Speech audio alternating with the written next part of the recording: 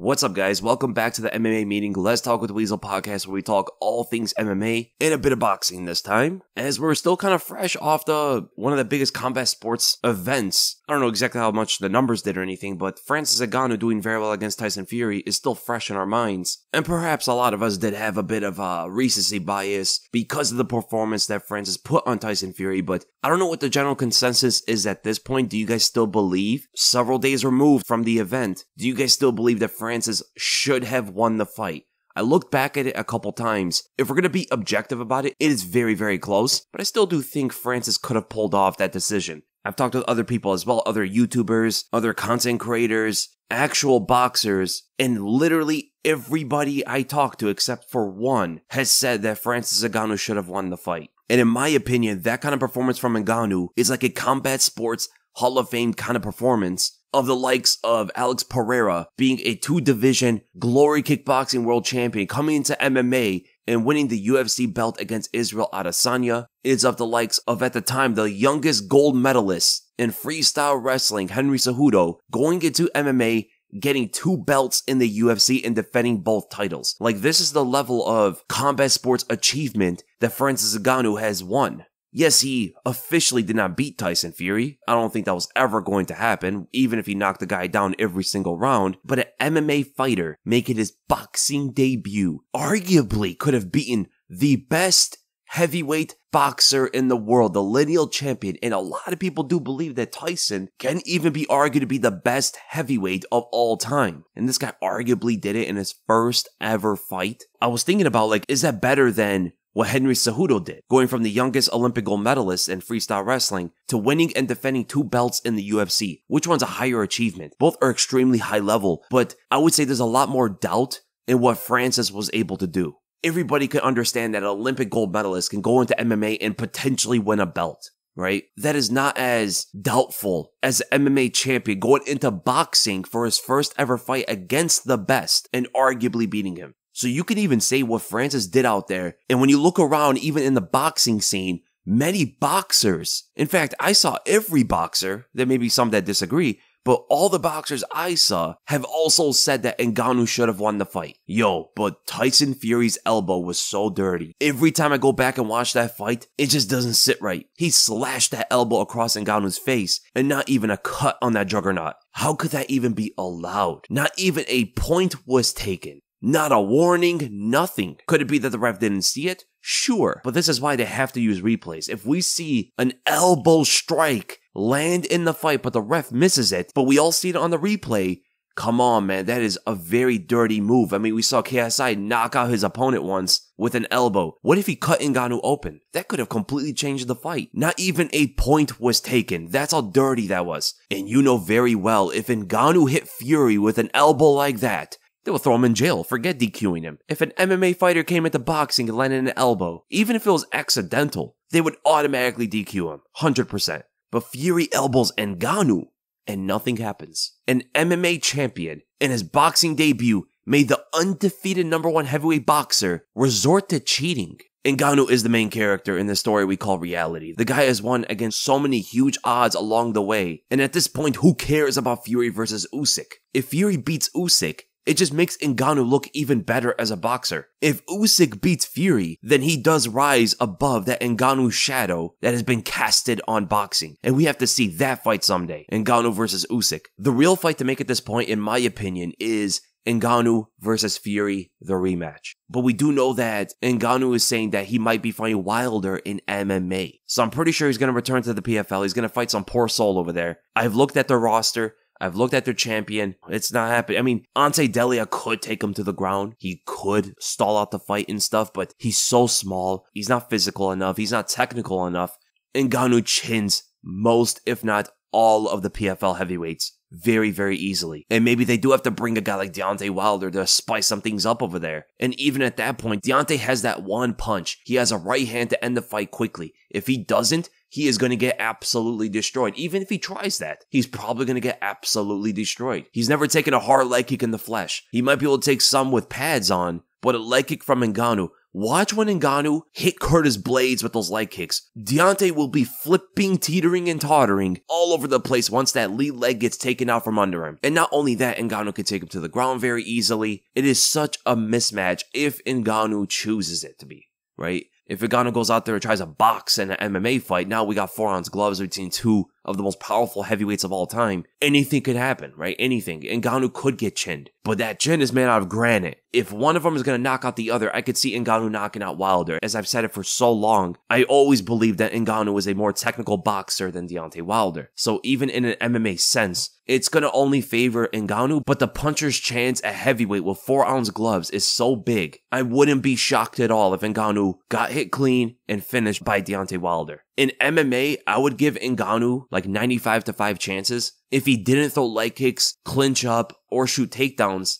I would give Ngannou like a 60-40 chance. And I'm so glad Ngannou has been proving so many people wrong along the way. Even myself, the two things he proved me wrong on, I thought that Tyson Fury was going to beat him. And number two, the whole thing about the business in the first place. But he proved me wrong before on that. I'm very happy he did. Because not only did he succeed in bettering his own life moving forward, money, freedom, more importance in combat sports. I mean, this would not have happened if he didn't go to the PFL. Ngannou is the biggest he's ever been and can command a lot more in combat sports. I would only imagine at this point boxing promoters want him around. The PFL wants him around, and all those sharks in boxing also most likely want him around too. He is truly a special fighter, athlete, and human being to be able to go through what he did. If only he was still in the UFC. Could you imagine how big the Jones fight would be right now? Jones versus Ngannou for the UFC heavyweight title would do over 1 million buys. It could possibly be even the biggest UFC fight behind Khabib versus Conor, because nothing's touching those numbers anytime soon, but it could. Jones versus Ngannou could reach those numbers if Jones just went full villain mode. If he threw a dolly through a bus window on some coke-fueled rampage, says some personal stuff about Ngannou, he shaved his head, has the goatee, just like Evil Jones was when he fought DC the second time. That was Evil Jones right there. When he has the bald head and just the goatee, that's the look. Make Ngannou the hero of that fight, I think then it will get up to Khabib and Conor numbers. And the fact that these two guys are heavyweights doing that stuff. Imagine Jones just raging out, videos going viral about it. It would be horrible, but it would do better numbers. You guys hear that? Justin Gaethje made it seem like there's a chance that he could fight Max Holloway. So Max called him out for a BMF fight. Gaethje the whole time was saying he's only going to wait for the champion. So it looks like they're going the direction of Islam versus Charles Oliveira, which I think is the fight to make. Justin Gaethje said he's willing to wait out for it. So I thought there was no way he would take a Max fight, but he didn't take it off the table. He said, let's see what happens. So we might get a chance to see it. Max, for the second time, is going to try his hand at lightweight against one of the best in the world, but this one could be even more difficult for him than the Dustin Poirier fight was. And we saw that Poirier's power and size definitely played a big factor against him. Gaethje hits harder. Gaethje is now better than he's ever been. And he just knocked out Dustin. Either Max made adjustments and now he's confident going back up,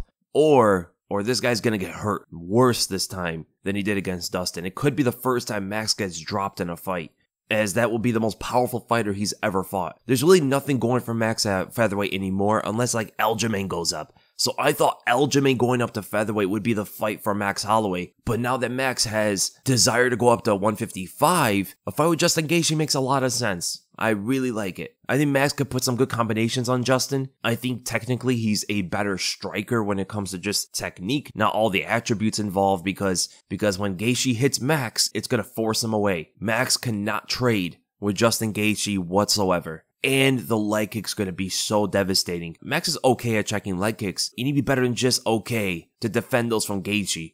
And I think he's going to implement a bit of a game plan that Volk did against Max and Yair did, where they were kind of waiting for Max to come in so they can counter and trade shots with him, because that's when Max doesn't look at his best. He gets hit way too often. And if you have the power advantage, those kind of trades can definitely go to your favor. Alistair Overeem just retired, one of the greatest heavyweights of all time. He never won the UFC title. He never won the Pride title, but he was the Strikeforce champion. The thing that makes him so great is the level of opponents that he's gone up against his whole career. The guys he fought, the longevity of this guy's been around forever. And so many transformations. He went from skinny Overeem in Pride, he was a light heavyweight at the time, to Overeem, where he was a science project. Looked like he ate the old Overeem, knocking out so many opponents.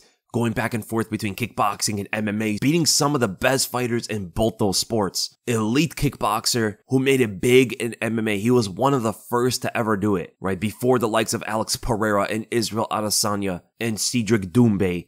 Alistair Overeem was one of the first bunch of elite kickboxers to make it big in MMA. Not only did he have frightening striking, but even develop very good Brazilian Jiu-Jitsu for a heavyweight, he had a nasty guillotine. And it's a reason why a lot of people scratch their heads and why he even dove for that against Stipe when he had Stipe hurt. You remember that time where he almost won the heavyweight title? So he's backing away. This is not even Overeem, by the way. This is USADA Overeem. So he definitely wasn't at his most powerful. He drops Stipe with a left. Very quick punch and dives in for a guillotine. The reason why he did is because he's gotten so many wins off that move. But against the best in the world at the time, it wasn't enough. This guy submitted Vitor Belfort with the guillotine, Igor Vovchanchyn with the guillotine, and prior when he made his heavyweight debut, he knocked out Sergey Kharitonov with knees. I don't know if it's the exact reason, but I used to hear that K1 banned double collar ties because of Alistair Overeem destroying his opponents with knees in that position. He submitted Mark Hunt, beat Fabricio Verdum a couple times, made his UFC debut against Brock Lesnar and made short work of that guy, beat Frank Mir, JDS, Arlovsky. In his older career, this guy even beat Sergey Pavlovich. Right now, one of the best heavyweights on the planet. This guy made easy work of Sergey. Now then again, we have to know that Sergey was young. He was like 25, made his UFC debut against a veteran like Overeem. Things like that can happen. Would that go that way today? Probably not. One of the most shocking knockouts was him KOing Mark Hunt in the clinch. He had him up against the fence, kneed him straight to the jaw, and that fight was over. Mark Hunt doesn't usually get KO'd like that, and Overeem did it. It just showed you he had the scariest tie plum ever in the heavyweight division of the UFC. Versatile, had decent takedowns, good ground and pound, good striking on his feet, a crazy amount of submissions to his name. For the level of competition that Alistair Overeem beat with how long he was doing it, he's of course one of the greatest heavyweights of all time. An absolute legend. And these days, he's definitely off the stuff. He's looking like skinny Overeem back in Pride now. It's crazy how someone can shrink that much. In so little time too. Because in like October of 2022, he fought Badr Hari. And he looked like Overeem again. And then like half a year later, he lost like 50 pounds or whatever it was. It's insane. Magomed, Ankalaev, and Johnny Walker have been going at it on Instagram. These guys really don't like each other. Ankalaev is calling Walker a clown. He's saying he faked it. He wanted out of the fight. He wasn't a warrior and stuff like that. And even what he did after the fight was kind of weird. So like this guy kneed him on the ground. He cheated. Ankalaev cheated. Johnny Walker's clearly on the ground. He has one knee down. As much as I don't like those rules, you have to know the guy's on the ground. You can't knee him in the head. He does it and then blames Johnny Walker for being a clown. Isn't it kind of a clown move to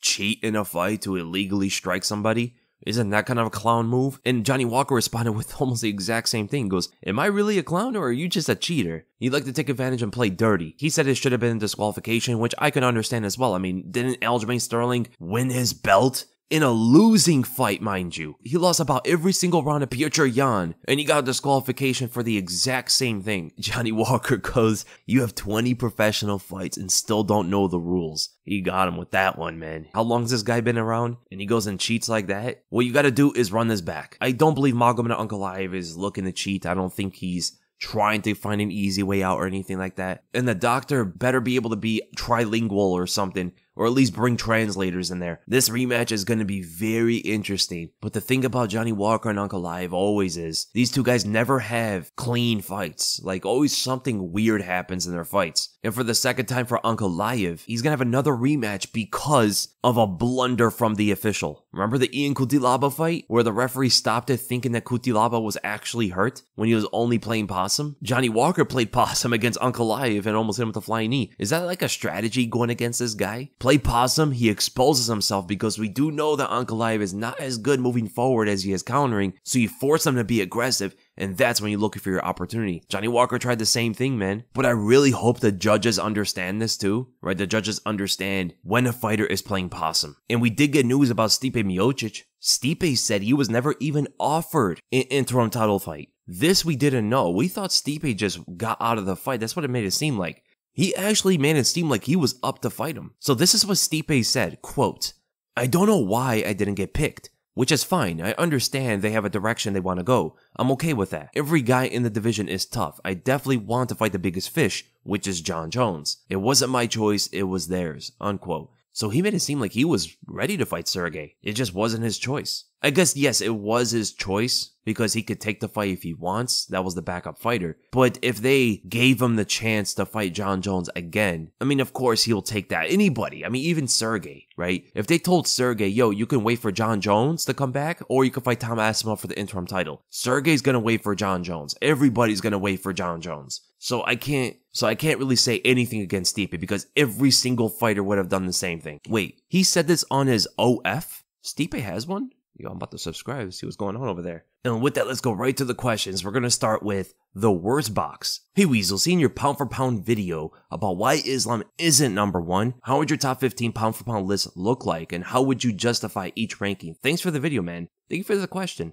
Interesting question. No problem, man. Thanks for the question. I don't view the pound for pound like the official rankings are. I don't view accomplishments and stuff like that because that's not what pound for pound is.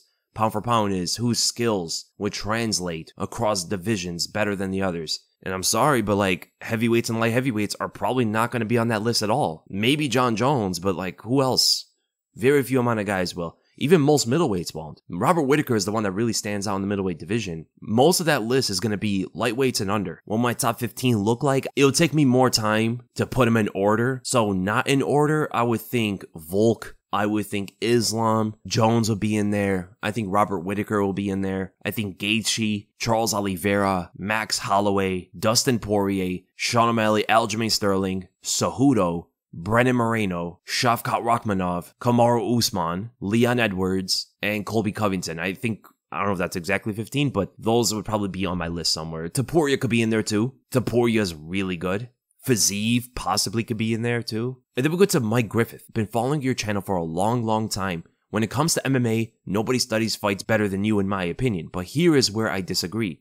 Why do you think Khabib is this elite fighter? Why do you call him the GOAT? But he dominated in a weight class full of strikers while being a wrestler. I feel like any wrestler who goes in a weight class where there's not a lot of wrestlers is going to be good. So Khabib being that dominant in the weight class is not that impressive. Let's see him go to 175, I think you mean 170, and fight Gilbert Burns or Khamzat, Usman Covington or Shavkat. Let's see him beat those guys. And then we could talk about GOAT status. But now let's play it safe and stay at 155 because it's the easier weight class, even though it's been stated that it's been hard for him to cut the weight. He's a guy who doesn't take risks at all and takes the easy way out, not to mention he's one of the most one-dimensional fighters in UFC history. No boxing skills, no head movement, horrible kicker, and only rely on wrestling. What makes this guy so great in your eyes? I mean, at least Conor tried to move up in weight. Guy went from 145 to 155 and even 170 and did well. Those are the real fighters to me. Okay, so number 1, right off the bat, I never thought Khabib was the GOAT. I mean, I made a whole video why Jose Aldo's greater than Khabib. And Jose Aldo's not even the GOAT. Now, is Khabib an elite fighter? Yes. Absolutely. He is one of the greatest grapplers ever in this sport. He has the most dominant ground and pound. He popularized techniques that are not widely used by many other fighters. Every time someone uses their move, we have to nickname them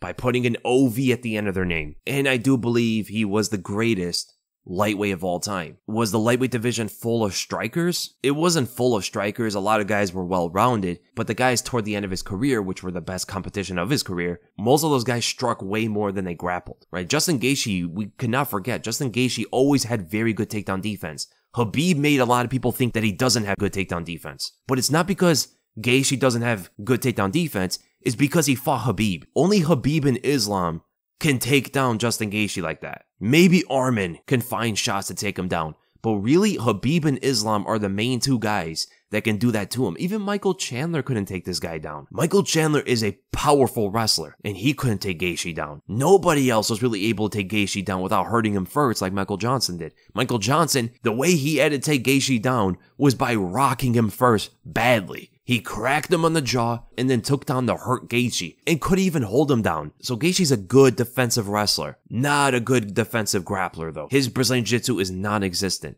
Dustin Poirier is well-rounded. He has decent takedown defense, and he has decent Brazilian Jiu-Jitsu as well. A lot of fighters in the lightweight division are not going to be able to out-grapple Dustin the way Khabib did. I think the only issue you're probably having here is not understanding how good of a grappler Khabib actually was. He made these guys look like they were nothing in that department because they were fighting him. That's the only reason. Most other guys aren't doing that to them. In fact, it's never been done to them, ever in their entire careers. The only guy that did Dustin and Justin like that was Khabib. Nobody else. And remember that these two fought Charles Oliveira. He had to find different ways to get their back. He had to find ways to get him to the ground. In Justin Gaethje's case, he had to punch him in the face. He had to punch him. He didn't want to shoot a double at someone like Justin Gaethje. He understood his path to win that fight. And especially coming off the Dustin Poirier fight where he had a hard time taking that guy to the ground. Charles Oliveira has taken down a lot of his opponents with double legs and from the body lock. He even took down Tony Ferguson with stuff like that, but he couldn't even come close to taking down Dustin. So he used the takedown not to take down Dustin at the finish there. He used it to get to his back standing up instead. Now, Conor McGregor. Conor is, of course, way more of a striker than he's a grappler, but I do think people underestimate Conor's grappling a little too much. You have to be competent in Brazilian Jiu-Jitsu to sweep Nate Diaz like that. This guy X-Guard swept him. You don't do that by not knowing grappling. That was a legit technique he reversed Nate Diaz with. And the other thing is, he defended a bunch of Khabib's takedowns. He out-grappled Max Holloway back in the day. This is when both guys were not in their prime. And he only got better ever since. This is a guy who rolled out of Chad Mendes' guillotine with an injured knee, mind you. I think the only thing that points to Conor not being a good grappler is the fact that he got submitted by Nate Diaz, but people have to understand that he got rocked first and was exhausted before that happened. You have to give Nate Diaz credit for his striking. Look at Conor's cardio as to why he got submitted that way against Nate. In the second fight, that did not happen at all. He got out-grappled, of course, by the better grappler. Nate Diaz is high level, and he was the bigger man as well, not 200 pounds, but he was definitely like 10 or 15 pounds heavier than Conor, which is a major difference.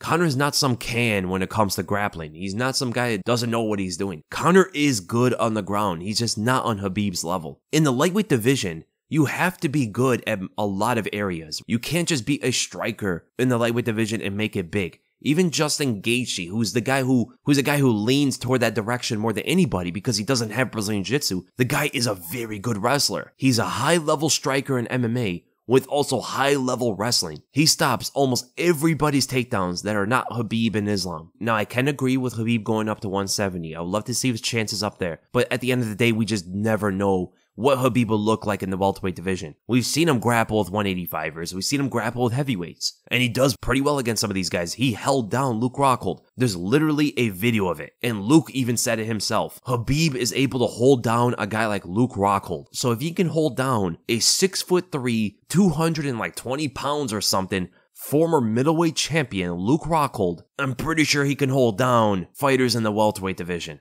But we just never know. Now, is there something to say about him cutting so much weight to 155? Yeah, I never like guys who cut so much weight to get an advantage like that, but it's not just him. A lot of guys were doing it and still are doing it. A lot of fighters are still trying to be weight bullies. Khabib was so heavy that he had to lower his natural weight so he could make 155 easier. I think it was from Michael Johnson and before. Khabib would sometimes walk around at like close to 200 pounds. After Michael Johnson, he brought his natural weight down to like, I think it was 185, something like that. Now, calling Khabib a one-dimensional fighter, I can see where people get that because he has such a dominant grappling style, but we do have to remember that he does also outstrike most of his opponents too. Is it because of his striking skill? Some of it, but it has a lot to do with his takedown threat. They're so worried about his takedowns that they open themselves up for strikes to the head, and Khabib starts taking advantage of them on the feet and on the ground. Is that a way to discredit his striking? That he needs to use his wrestling? Well, this is MMA. Wrestling is always going to be a factor, at least mentally, right? Even if the guy never shoots, but he's known to be a good wrestler, that plays a mental part in the fight because regardless if he ever shoots, like if you're fighting Bo Nickel, right? If Bo Nickel never shoots, there's still a wrestling factor in this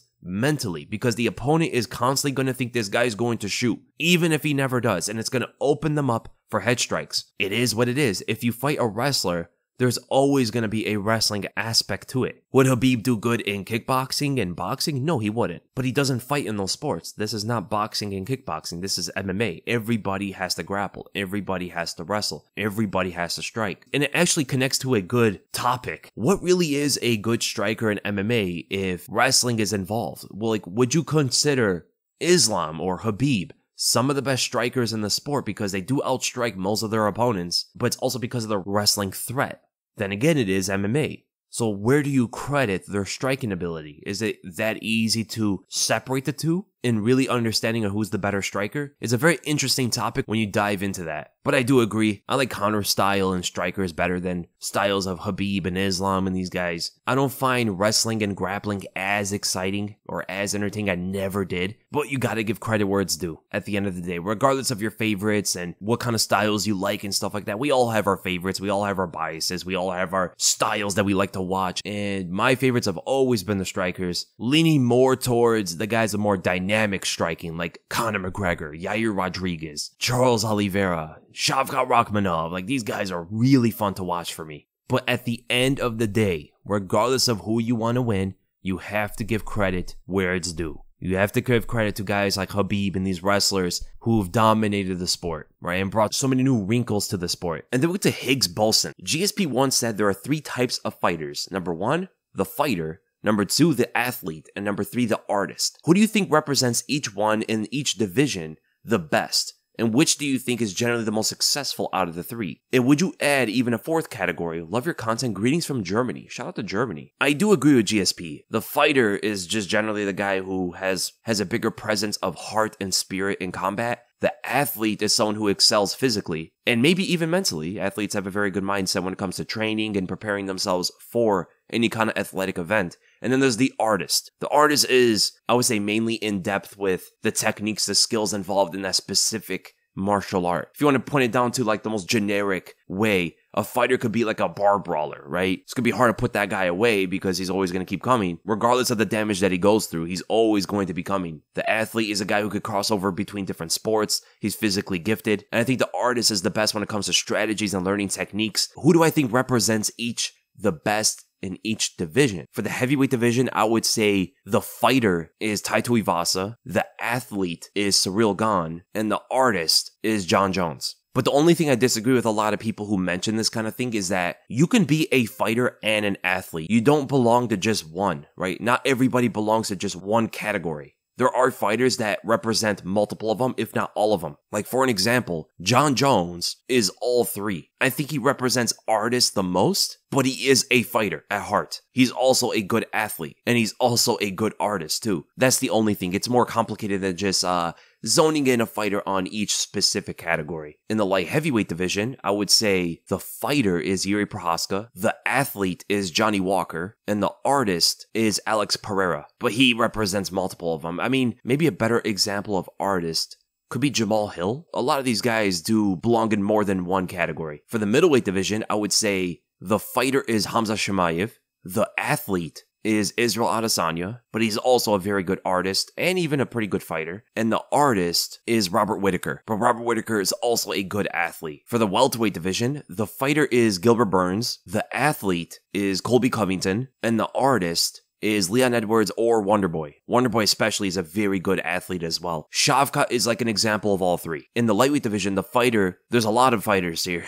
Oliveira's a fighter, Gaethje's a fighter, Poirier, Chandler, but I think Chandler and Gaethje represent that the best. The athlete is 100% Michael Chandler. That guy is so incredibly athletic, it's insane. And the artist is Islam Makhachev. He's much more of an artist than I would say Khabib is. Right? Khabib is more of a fighter than Islam, but I think Islam is a better athlete and artist than Khabib. That doesn't mean that Islam is not a fighter. For the featherweight division, the fighter is Brian Ortega, the athlete is Yair Rodriguez easily, and then the artist is Alexander Volkanovski, as well as Max Holloway. There's a lot of strong artists in this weight class. In the bantamweight division, the fighter, I would say, is Chito. Pedro Munoz is also a good representative of a fighter. The athlete is easily Sean O'Malley and Corey Sandhagen. And then the artist, I think you give that to Henry Cejudo as well as Petr Yan. But Petr Yan is also a very good fighter and athlete as well. When you get to this low of weight classes, most guys are going to be somewhat athletic. So in the flyweight division, the fighter is Davidson Figueiredo, but he is going up to bantamweight now. Brandon Moreno and Pantoja are also good examples of that. Kai Kara France as well. The athlete, I would say, is Matthias Nicolau. And then the artist, I would say that could be Mohamed Mokaev or Brandon Moreno.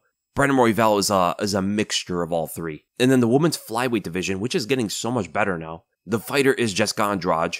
The athlete of the flyweight division is Rose Namajunas, and the artist, Valentina Shevchenko. Alexa Grasso is a mixture of all three. And then for the strawweight division, the fighter is also Jessica Andrade, as well as Zhang Weili. Amanda Lemos is there too. The athlete is Zhang Weili and Tatiana Suarez, and then the artist is Zhang Weili. So good question, man. Then we go to R. If Holloway and Oliveira were to rematch, how do you think it'd go considering how both fighters have improved and changed since their last fight? I think Oliveira's power is too much. And if he ever gets Holloway to the ground, that fight is over. So I watched that fight live, and a lot of people who haven't come back from the notion without actually knowing exactly what happened in that fight. Nothing happened in that fight. It barely even started.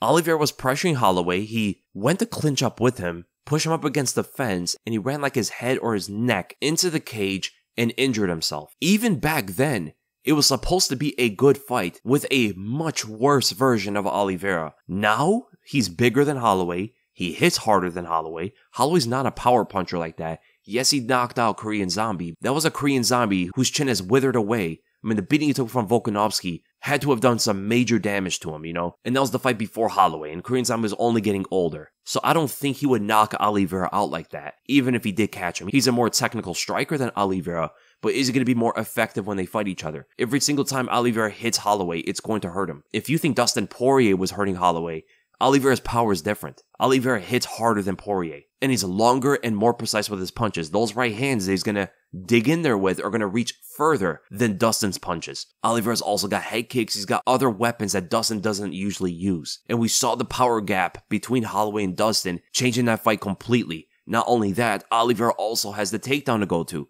He's bigger and stronger, so he can body lock him, lift him, slam him, and right away from the body lock, he's going to be past the full guard. He's going to be right into half guard or taking side control. In that position, I can see Holloway trying to shrimp up, trying to turtle up, and Oliveira submitting him on the ground. It's a very, very bad fight for Holloway, in my opinion. We need to see Holloway go up to 155. He is talking about fighting Justin Gaethje, but he does need to get his body to the right place in order to fight at 155. And it takes time for that. Look how long it took Oliveira's body to grow for that weight class. He was so small. If you guys look back at Oliveira's body, even a few fights after going to 155, he was still much smaller than he is now. It would be a good fight. Max would definitely give it his all. He would definitely show his heart out there, eat a bunch of shots that most guys are not going to be able to take from Oliveira, but I think eventually the damage will settle in. I don't think he gets knocked out, but I can see him getting dropped or hurt against the fence. Oliveira body locking him, slamming him, and then going for a submission. Then we get to Yavak Hirisyanov. I apologize if I pronounced that wrong. Seeing Fury struggle with Ngannou, how do you think Ngannou would do in a fight against the other heavyweights, such as Joshua Usyk or Wilder? I don't think these three have the chin to handle a punch from Ngannou. I think Fury has the best ability from his chin to his reach to be able to move away from punches easier at range, to his heart to get up from the ground. He's bigger than all of them, and he has good defense for a big guy. I think he has the best ability to take a shot from Ngannou like that and not get finished. Joshua doesn't have a chin. Joshua could outbox Ngannou, but the guy doesn't have the best cardio at a fast pace. Ngannou's going to put the pressure on him, and anytime Ngannou lands on his chin, that fight could be over. So I would see Ngannou finishing Joshua. Usyk's too small. He's technically way better than Ngannou in my opinion. He's way more skilled, but he's so incredibly small. You know what a shot from Ngannou would do to a guy that size?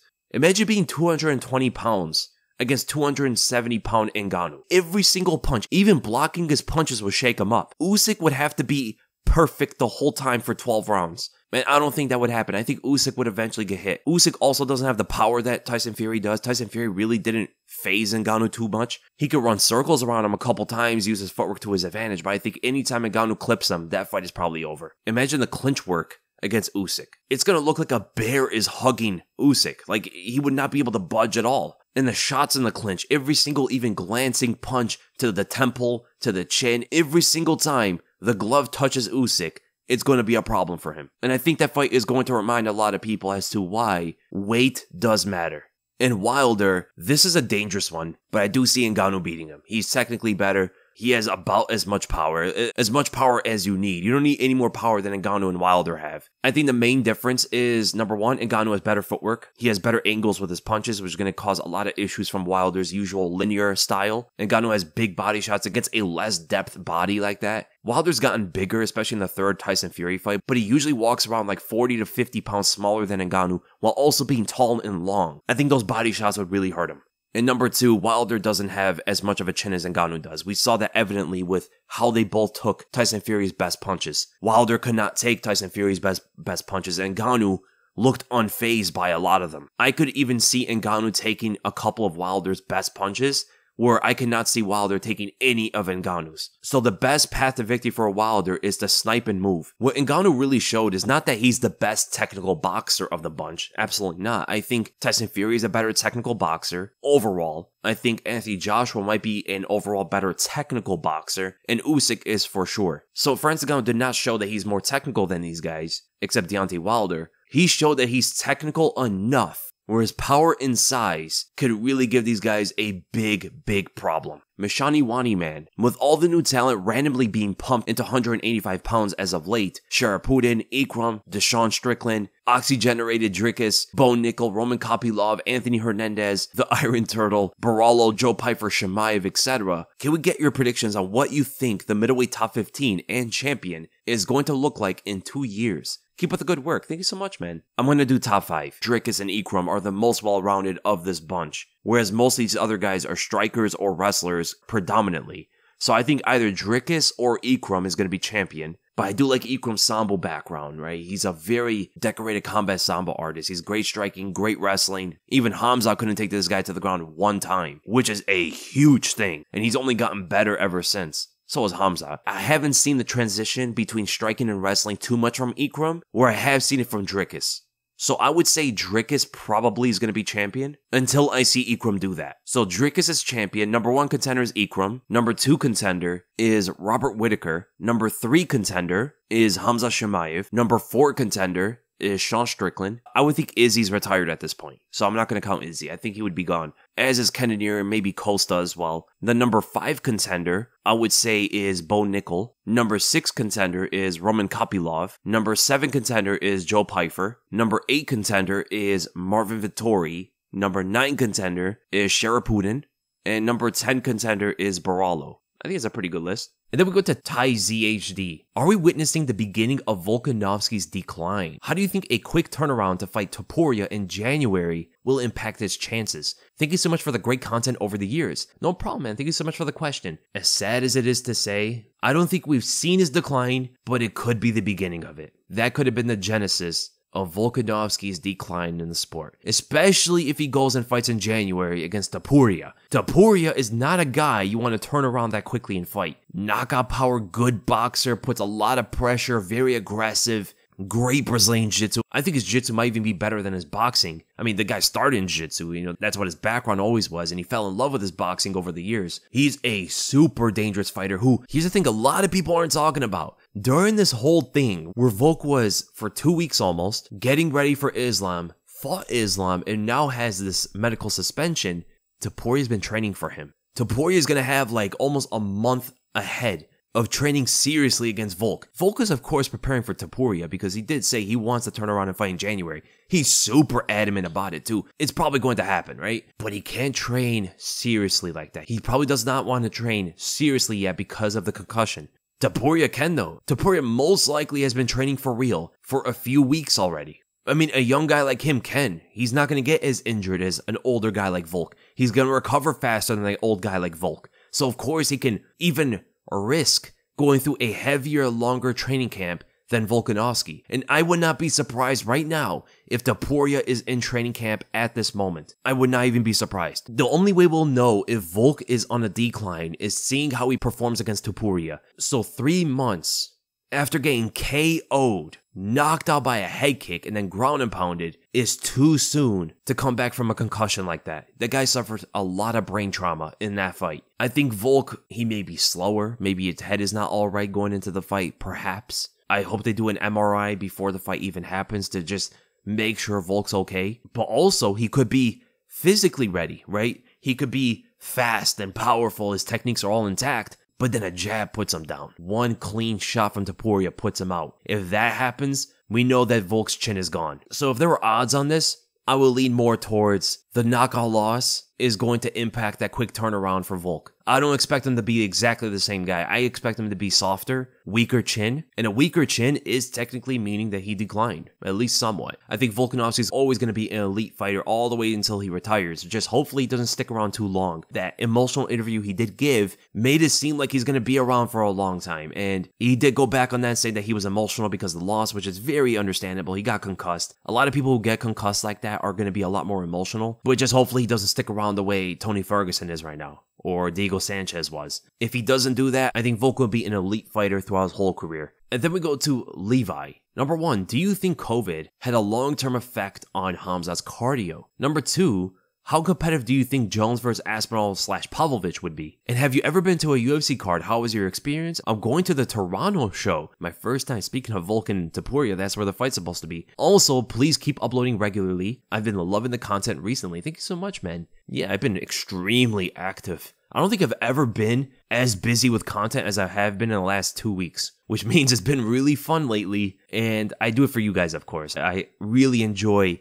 producing content for you guys. And also, amazing profile pic. Number 1, COVID affecting Khamzat's cardio. It could have, we know that he didn't just have like some minor effects of COVID. He even contemplated retirement because of it. But, if we're going to be completely honest here, we never see him go to the extent in a fight like he did with Gilbert Burns or Usman. He never went that far. So how can we really say for sure? Do we give him the benefit of the doubt from COVID? We can, because it's horrible, right? It's horrible for your cardiovascular system. But his guard may have been like that always. We just never seen it. This guy was running through opponents in the first round. For your second question, how competitive do I think Jones versus Aspinall and Pavlovich would be? I think they'll also be pretty competitive. I think Aspinall's a harder fight for Jones. Pavlovich has the power. He has the reach that can match Jones, which is the only guy that can, which means that anywhere that Jones can punch him, Pavlovich can hit him back. And we know that's where Jones has the hardest problems against these long, tall guys. And with the power of Pavlovich, that fight can end at any moment. The thing is, though, we can never get it out of our heads how Pavlovich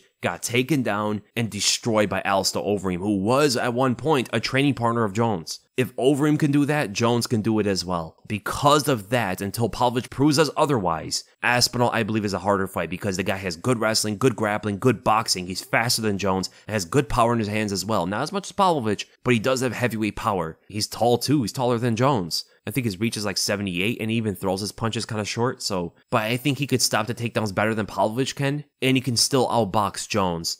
But I do think both fights are relatively competitive. I just think Aspinall is more competitive. The only thing we don't know about Aspinall is where his cardio's at. If he can't go 5 rounds, Jones is going to beat him. And then have I ever been to a UFC card? Yes, I was at UFC 18. That was when Max Holloway fought Jose Aldo for the second time. It wasn't supposed to be that fight. It was supposed to be Max versus Frankie Edgar. Frankie pulled out, and Aldo was supposed to fight Ricardo Lamas for the second time on that card. But Aldo took it up on short notice, took up a 5-round fight on short notice, gassed out, got destroyed by Max. He was not ready for it, and the damage he took in the second fight was horrible to watch. As a Jose Aldo fan myself, that was really tough to watch, especially in person. You know how different that felt in person when you were watching him get pummeled like that against the fence? It honestly felt like you wanted to step in there and stop the fight. But not only that, a lot of good fights on that card. You had Francis Ngannou KOing Alistair Overeem on that card. That was a wild one to watch. And do what's really surreal about watching those two fight? Every step they took in the octagon, the whole arena can hear it. Everybody can hear them just taking steps. Every time they took steps, boom, boom, boom. It's like behemoths going at it. These guys were enormous. And then the uppercut, which I did miss. When the uppercut hit, it was right in the middle of me looking up at the screen. For some reason, I wanted to look up at the screen. The screen is so big, it's hard not to want to look at it. So right before the punch lands, I look up at the screen and I already see Overeem hitting the ground. I'm like, I missed the connection of the punch, but I saw that ground and pound shot that stiffened him up. The whole arena was in awe of when Ngannou KO'd Overeem like that. Still to this day, one of the most powerful knockouts in history. Henry Cejudo fought Sergio Pettis. Cejudo kept taking Pettis down, but the most memorable thing was during this fight, nobody was paying attention to it. Instead, we had like 3 brawls in the audience during this fight happening, and everybody's attention. I literally look at the whole crowd and what they were looking at. Would they rather watch Cejudo versus Pettis, or would they rather watch the brawl in the first row. Everybody was watching the brawl. Drinks flying, popcorn flying, food going all over the place, chairs getting knocked over. And the main thing I was thinking was, yo, they should have just gave me those tickets, man. If they didn't like their seats that bad, first row seats, should have just gave them to someone else that wouldn't blow it like that. They got in a brawl and got kicked out of the arena.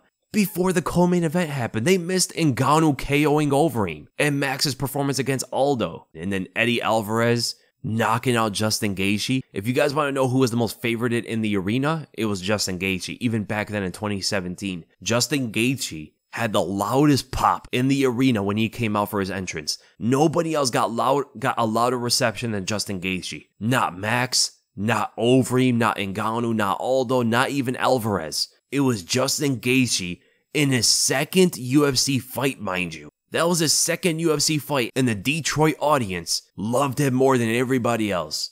You know, Detroit don't play, you know, they love scrappers like him, man. It just speaks volumes of how successful his UFC debut against Michael Johnson was. Gaethje's debut was so massive, everybody loved him instantly after that. Because there was a lot of rumbling about Justin Gaethje being a very entertaining fighter, but it blew expectations when he bursted onto the scene. But Alvarez knocked him out.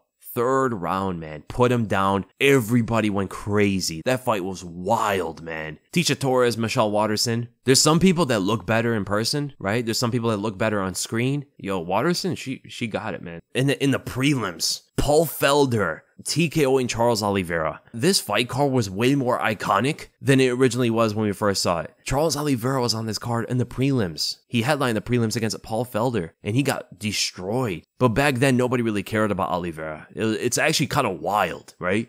In the arena, when Oliveira came out, nobody cared. He came out, fought. Even back then, I didn't think too much about Oliveira. And then see him get TKO'd. People love Felder a bit. But look at all the love for Oliveira now. It's so insane to look back at the experience of watching this guy fight live and nobody cared about him. Barely any cheers. Just some guy came out there, fought. He was a former featherweight, just a veteran in the game. Got TKO'd. Okay, whatever. And now he's one of the most favorited fighters in the UFC. Yancy Medeiros versus Alex Oliveira was crazy. From beginning to end, what a great fight. One of the most underrated fights in UFC history.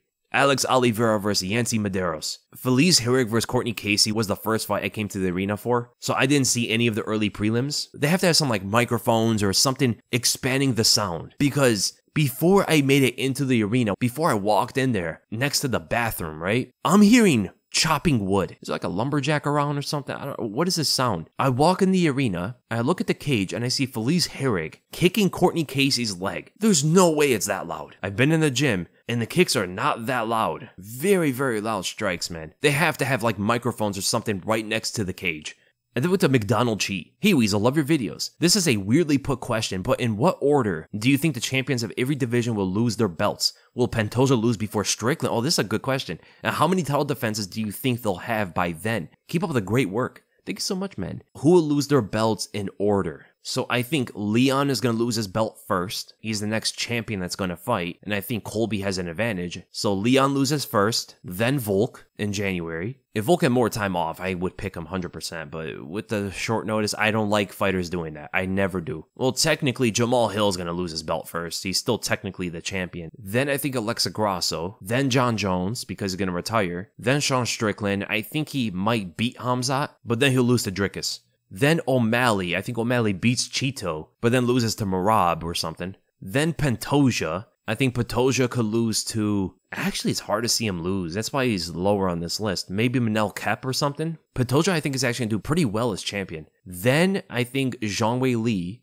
and then Islam at the end. Then with the Lil Mac. Hey Weasel, love your content, man. Seeing how Volk, Poirier, Usman, and a lot of other top MMA fighters are being finished with head kicks, moving forward, what kind of defense could be implemented to the next evolution of MMA fighting? Block the kicks, man. Like, I understand some of this is set up with the punch first before the head kick, so it could force a head movement that falls into a head kick. Fighters gotta keep their hands up more. So, like, for a long time, fighters have been not keeping their hands up that tightly.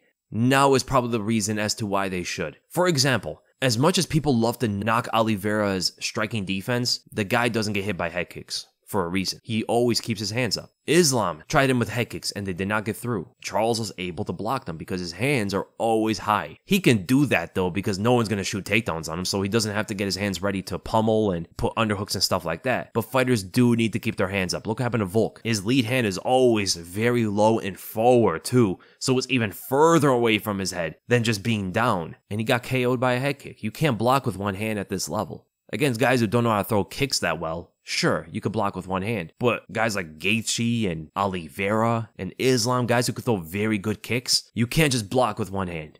So keeping hands up is a big thing that fighters need to do moving forward, and it's weird to say that's an evolution of MMA fighting. It's always been around, of course. Fighters have been keeping their hands up since the dawn of combat sports, let alone MMA. But it should be brought back more. There's a whole karate wide stance thing, which is something I love to watch. That's been around for a bit, you know, that's been more of a trend in MMA. But fighters need to tone it back a little bit more old school. And by keeping the high guard, they're also going to have to develop better takedown defense. They're going to have to be able to sprawl better, use their hips better than anything else. A lot of fighters are using their arms and hands and grips more than they're actually using their hips to defend takedowns, which is a big issue with a lot of fighters that haven't trained wrestling, right? In wrestling, they have very, very strong hips. A great thing to look at is look at Matt Hamill back when he was in The Ultimate Fighter. Matt Hamill was a very good wrestler, by the way. These guys didn't know how to wrestle, right? Matt Hamill was winning because he knew how to wrestle. And he was actually teaching all these guys that were in the same competition as him how to defend takedowns using your hips. I highly recommend you guys going to check that out. It's exaggerated, of course, you don't want to just use your hips alone, but he was showing how to use your hips alone. And then you can also use the different kind of grips, the underhooks, using different methods with powerful hips to defend a takedown. That's what fighters need to implement more these days. The wrestlers know how to do it, but the strikers that are learning takedown defense, you don't see that out of them yet. And it might just be because they just don't know. Then we go to Daniel LaFille. How does Mighty Mouse do against the top 10 at 135 in his prime? Same question for Chad Mendes at 145 and Michael Bisping at 185. Keep up the good work, mate. May not always agree with you, but you're 100% the most fun MMA channel on YouTube. Thank you so much. How does Mighty Mouse do against the top 10 at 135? So he's doing well at 1. Remember, he is very, very small, and we saw a bit of a size difference in his fight with Cruz. So, Demetrious Johnson versus Pedro Munoz. I think he beats Munoz. It's too fast, too good everywhere. Munoz is going to miss a lot of his shots. I think he beats Cruz now. Where he has gotten better, Cruz has declined. I think Demetrious Johnson would beat Cruz now. I think he beats Rob Font, way too well-rounded. I think he loses to Song Yadong. I think Song Yadong is way too powerful, way too big. He's very fast. He has good takedown defense. He's super explosive. That's a tough fight for DJ. I think Chito catches him and knocks him out somewhere, but DJ would win a decision. So it's a bit back and forth. I think Petr Yan beats him. Kind of similar to Song Yadong. Good takedown defense. Very explosive. Such a good striker. Too big. Corey Sandhagen, kind of a similar reason as well. More well-rounded than he's ever been. I think Cejudo beats him again. Cejudo's even bigger this time. Imagine DJ fighting an even bigger Cejudo. That would be a huge issue for him. I think Merab is too big, out-wrestles him. Sterling, same thing. And O'Malley. The biggest thing against O'Malley is just he's not going to be able to out-grapple with a lot of these guys. But I do pick him because of the massive reach advantage, the big size difference, and he has excellent footwork as well. Very intelligent footwork from Sean O'Malley that could even give DJ some issues. And if he gets DJ out of position at any point, he's going to snipe him. Chad Mendes at 145. He beats Bryce Mitchell, stops the takedowns, outstrikes him.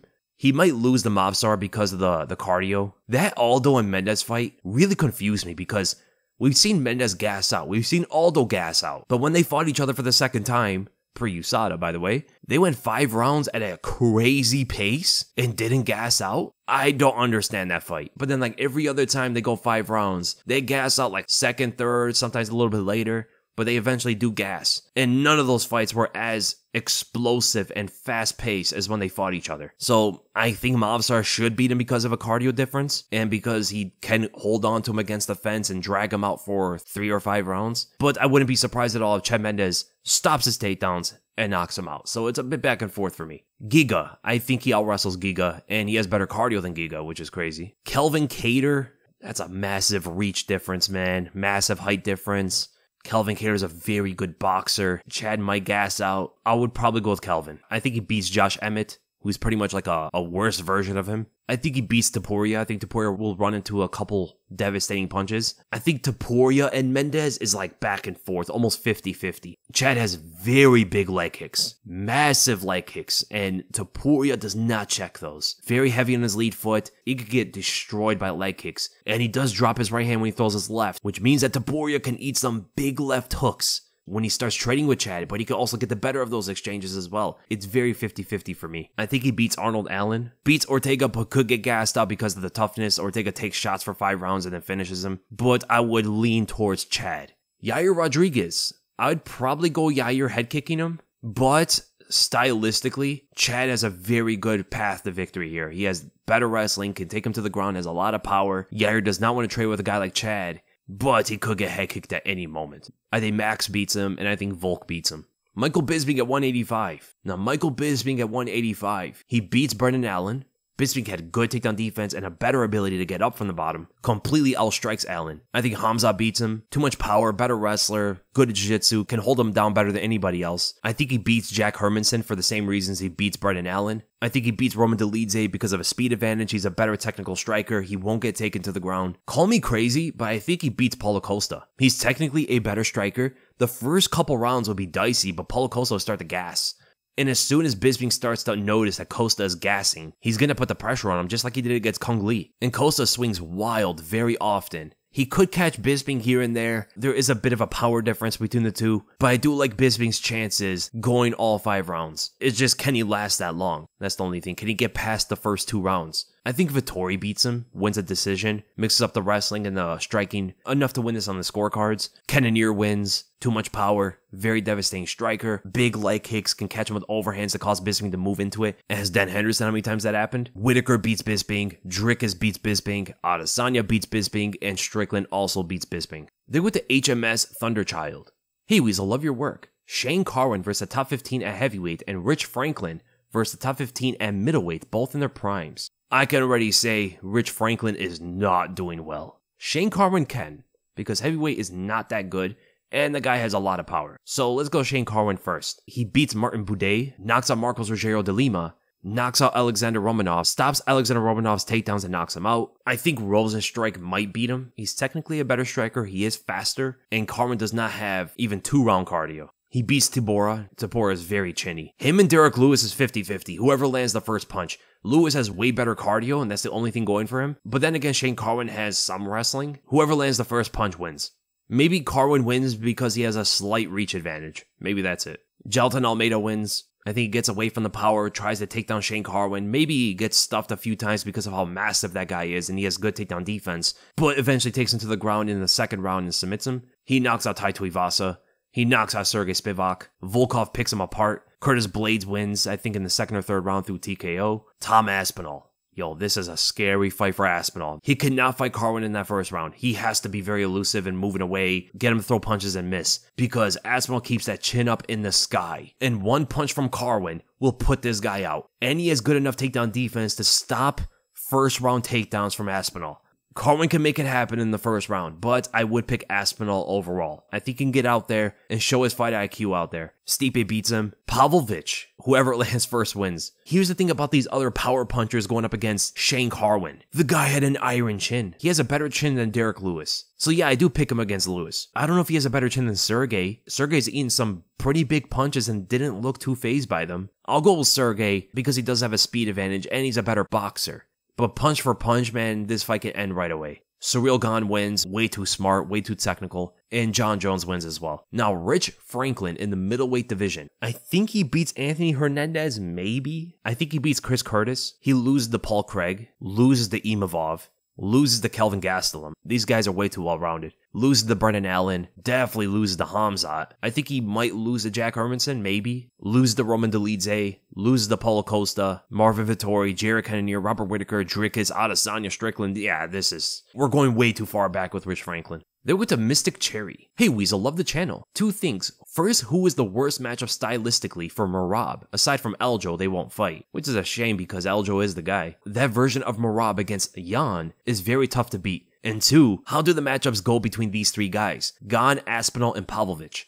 So the worst stylistic matchup for Merab, I believe, is Cejudo. if it's not Aljo. I mean, Aljo is the worst stylistic matchup because he would be one of the only guys Merab would not want to take to the ground. But other than that, it's probably Cejudo for the fact that he is shorter. He has a lower center of gravity, very wide stance as well, which is very good at defending takedowns naturally. And going with the wrestling pedigree, even his MMA wrestling skills is very top notch. He's a better striker overall, more technical, faster, more powerful. Cejudo is definitely the hardest fight stylistically for Merab. Some people can point to Umar, but I gotta see more from Umar fighting the better guys to be sure. Now, Gane, Aspinall, and Pavlovich. This is the triangle. This is the trifecta of the heavyweight division. I think Gane beats Pavlovich. I think Pavlovich beats Aspinall. And I think Aspinall beats Gane. The main reason as to why is because I haven't seen much wrestling out of Pavlovich in the UFC. We've seen some of it before the UFC, but not in it. We didn't see against the better fighters of the heavyweight division. You could just imagine how bad the heavyweights are outside the UFC, let alone outside the top 15 rankings. You know what I'm saying? So until Pavlovich proves that he could take opponents down in the UFC, I gotta pick Gane over him for his striking skill. Now, Gane did get knocked down by Tai Tuivasa. He got caught by a much shorter, much sloppier striker than Pavlovich. And that is scary because Pavlovich has the reach advantage over Gane. And he's a better boxer than Tai Tuivasa. So he can make it happen, for sure. But I do like Gane overall. If they fought 10 out of 10,